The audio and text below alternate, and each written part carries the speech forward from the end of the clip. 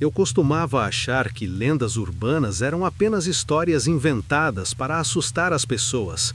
Coisas como fantasmas em banheiros, espelhos amaldiçoados ou a mulher que rasteja pelos trilhos do trem usando apenas os cotovelos. Mas depois do que vi naquela noite, parei de chamá-las de histórias. Agora eu as chamo de memórias, pesadelos de outras pessoas nos quais eu acabei entrando por acidente.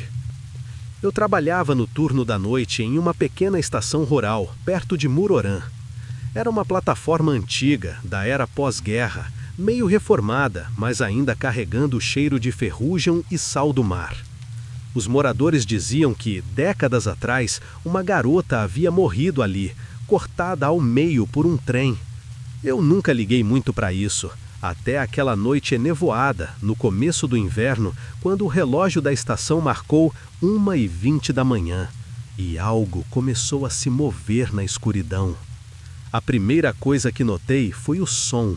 Um som seco, ritmado, arranhando o silêncio, ecoando entre os trilhos.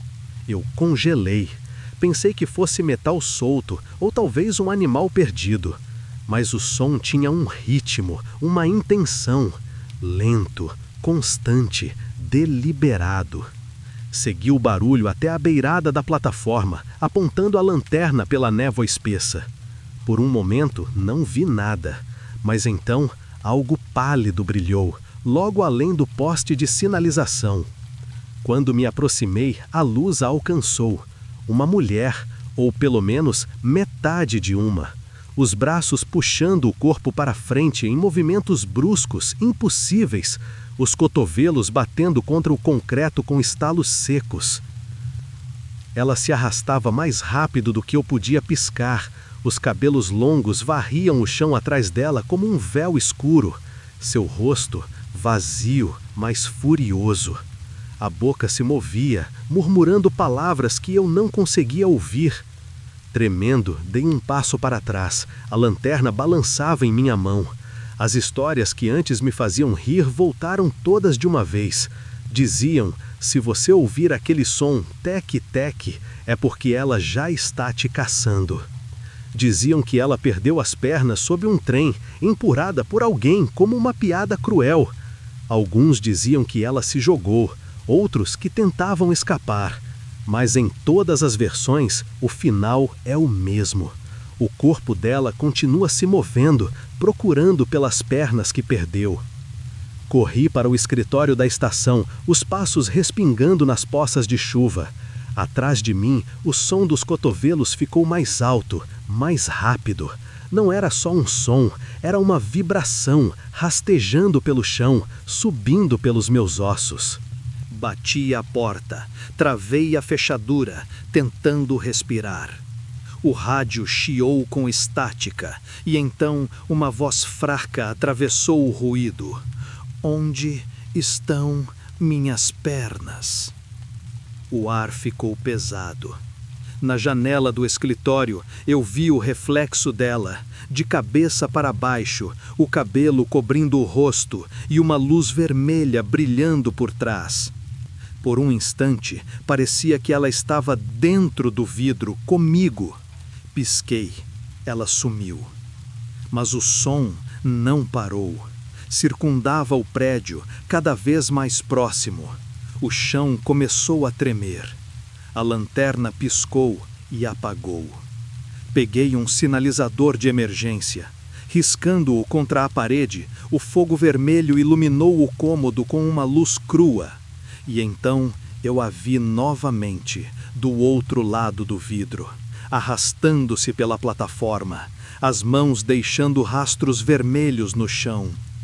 A luz fazia parecer por um momento que ela estava inteira, como se o resto do corpo fosse feito de fumaça.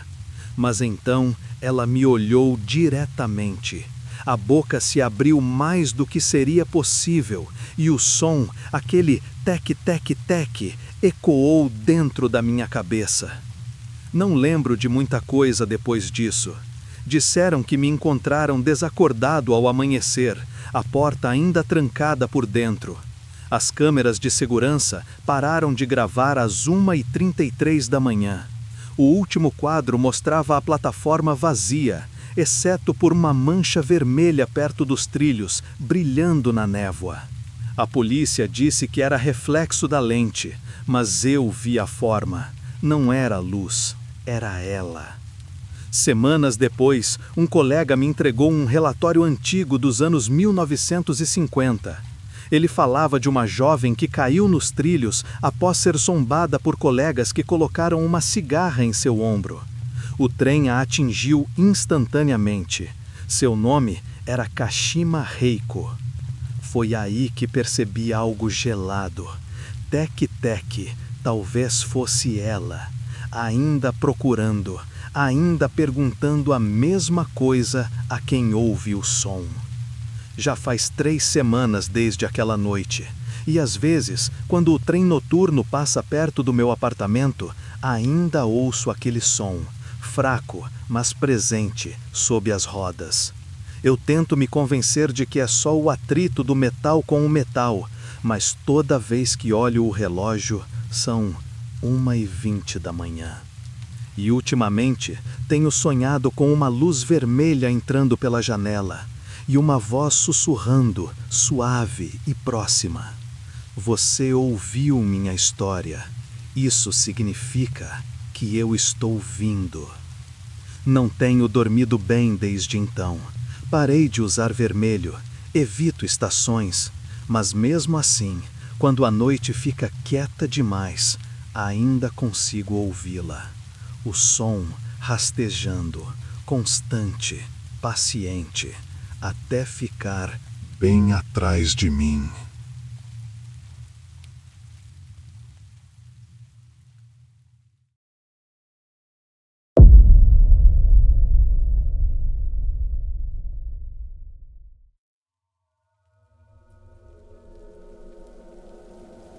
As pessoas acham que maldições precisam de velas, pentagramas ou círculos de sal. A minha começou com um clique. Eu estava limpando um HD externo antigo, daqueles com disco giratório, que faz um leve ronronar quando liga. Pertencia ao meu primo, que havia se mudado para o exterior. Ele me pediu para organizar os arquivos e guardar o que fosse importante.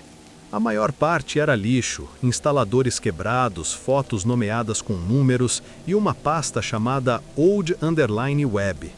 Dentro dela, um subdiretório chamado GeoCities. Não via esse nome há anos. Curioso, cliquei em um arquivo HTML.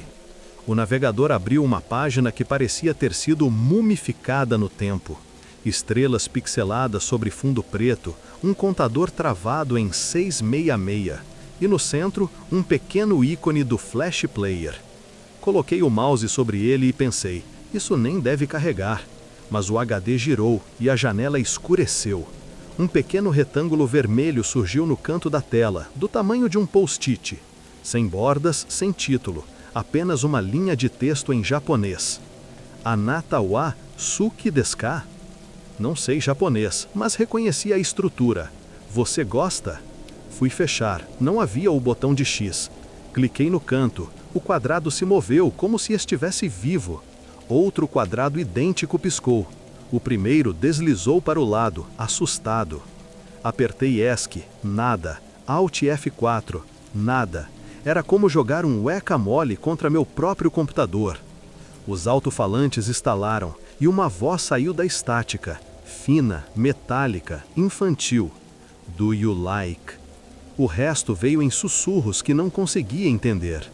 Verifiquei o volume, estava no mudo, mas a voz continuava, pausando entre as palavras como se precisasse respirar.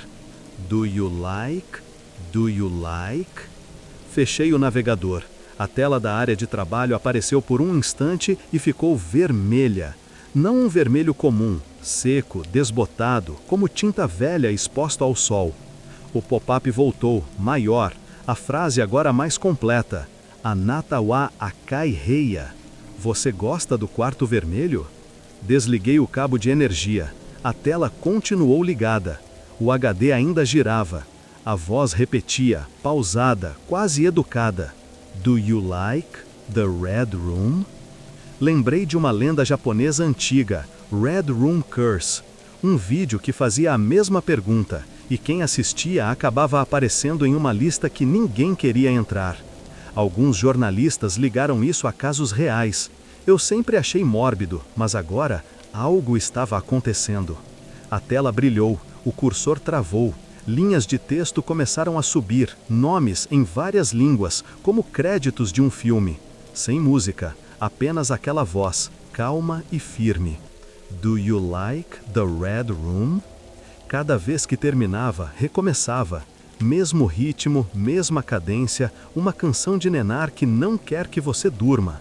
Meu nome não estava lá. Por um instante senti alívio, mas então a lista travou e o último espaço vazio piscou no final.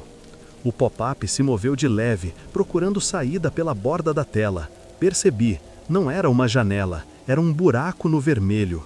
Um espaço por onde alguém me observava. Fechei o laptop, a voz continuava, abafada.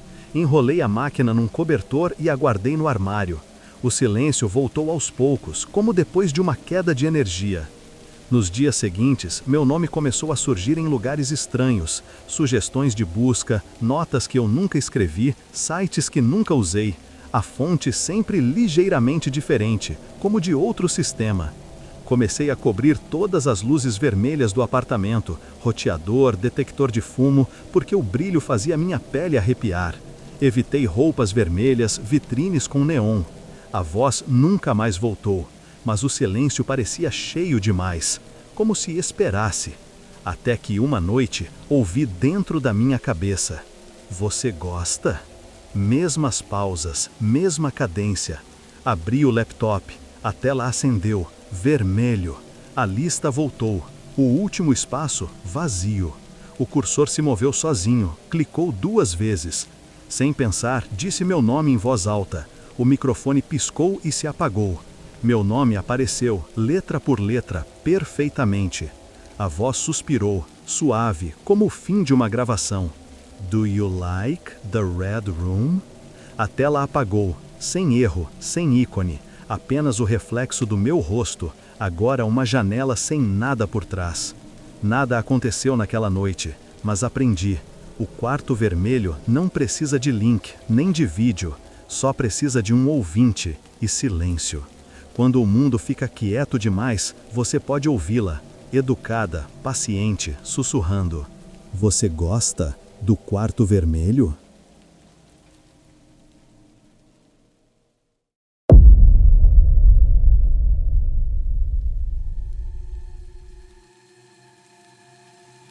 Eu já tinha ouvido a lenda de Iwaiva muito antes de visitar Yotsuya.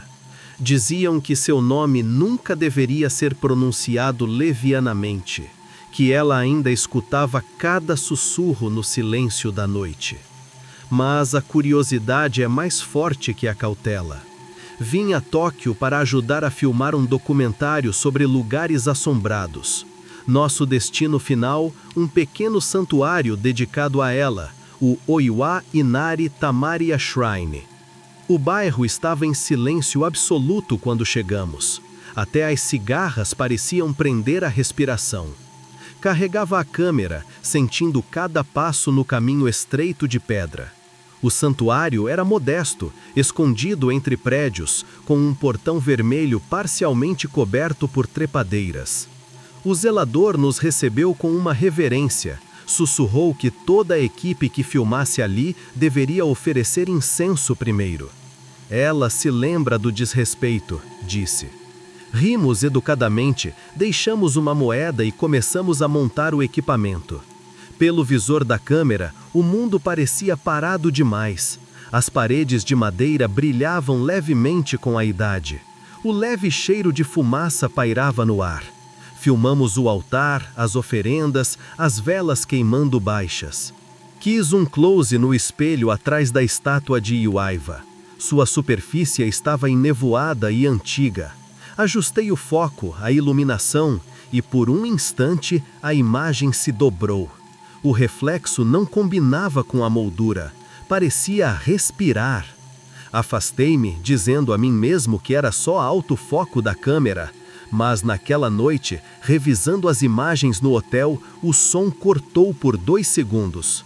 No silêncio, um sussurro passou pelos fones. Meu nome. Um sopro que não pertencia a ninguém ali.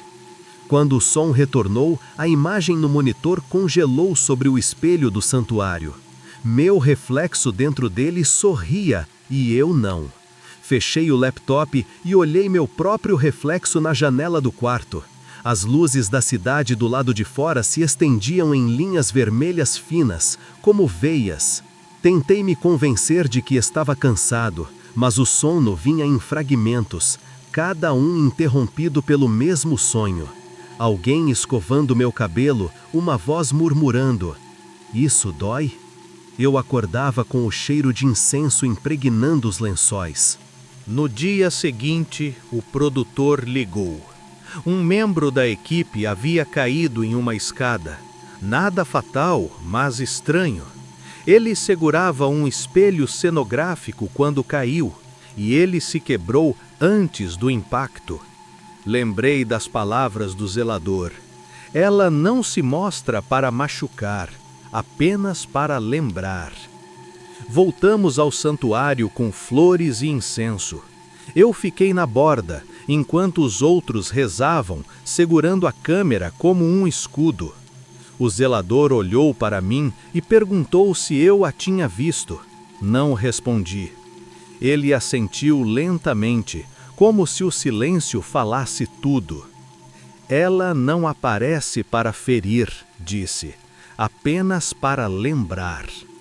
À noite, assisti novamente às filmagens. Cada quadro do espelho mostrava algo diferente. Às vezes, a sala atrás de nós. Às vezes, a mesma sala vazia. Outras vezes, uma figura alguns passos adiante. Forma feminina, cabeça inclinada, cabelo cobrindo o rosto.